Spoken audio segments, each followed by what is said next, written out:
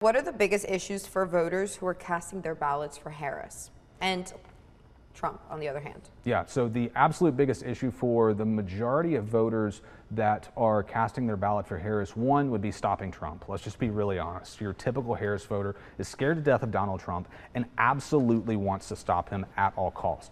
The number two issue for Harris voters, and it's where she's gaining ground, and I'm convinced that she might be able to do something here at the last minute, is abortion.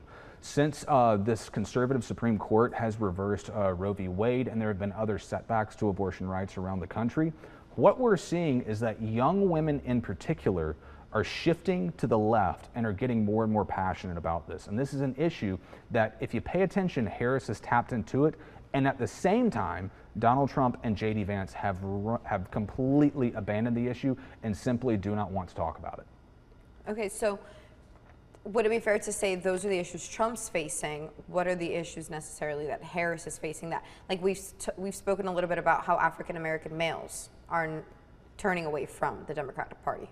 Yeah, so I would say those are the issues that Kamala Harris is facing. I would say the issues that Donald Trump is actually running on is that 28%. That right now, only 28% of the country agrees that the direction that we are going is the right direction. For perspective, I believe it's the average president that has been reelected over the past 50 years. That number of Americans who believe that the country is headed in the right direction is about 48%.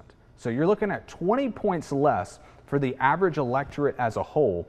And what Donald Trump is saying is the Biden-Harris campaign, or I'm sorry, this Biden-Harris team, they messed up on the economy because we have record high inflation. They messed up on the border because we have more people streaming into the country with drugs and contraband than we've ever had before. They messed up on foreign policy because Russia has invaded Ukraine, Hamas invaded Israel. China right now could invade Taiwan or the Philippines literally at any day. We just don't know. And so what Donald Trump is saying is that there is a lack of a voice on a national stage that everyone in the world will represent, and that's his closing case.